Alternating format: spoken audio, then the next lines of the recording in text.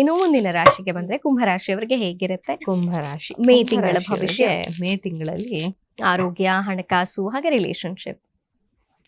ಆರೋಗ್ಯ, ಹಣಕಾಸು ಹಾಗೆ ರಿಲೇಶನ್ಶಿಪ್ ಅಂತ ಬಂದಾಗ ಆರೋಗ್ಯದ ವಿಚಾರ, ಆರೋಗ್ಯ ತುಂಬಾ ಹದಗೆಡುವಂತಹ ಸಮಯ ಇದು. ತುಂಬಾ ಕೇರ್ಫುಲ್ ಆಗಿರ್ಬೇಕು.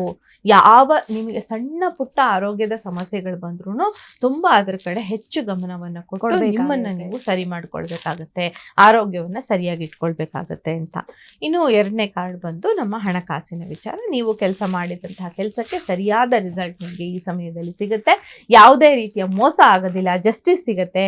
ನೀವು ಮಾಡಿದಂತಹ ಕೆಲಸಕ್ಕೆ ಹಣ ಕೂಡ ಬರುತ್ತೆ, ನ್ಯಾಯ ಸಿಗುತ್ತೆ, ಹಾಗೇನೆ ರೆಕಗ್ನಿಷನ್ ಕೂಡ ಸಿಗುತ್ತೆ ಕುಂಭರಾಶಿಯವರಿಗೆ ಅಂತ ಹೇಳ್ಬಹುದು.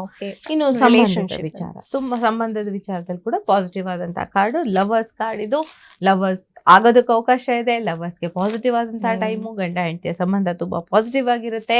ಏಂಜಲ್ ಬ್ಲೆಸ್ಸಿಂಗ್ಸ್ ಇದೆ ಈ ಟೈಮಲ್ಲಿ. ನೀವು ನಂಬುವಂತಹ ಯಾವುದೇ ಒಂದು ದೇವರ ಒಂದು ಆಶೀರ್ವಾದದಿಂದ ನಿಮ್ಮ ರಿಲೇಶನ್ಶಿಪ್ಗಳು ತುಂಬಾ ಪಾಸಿಟಿವ್ ಆಗಿ ಇರ್ತವೆ ಕುಂಭರಾಶಿಯವರಿಗೆ ಅಂತ ಹೇಳ್ಬೋದು.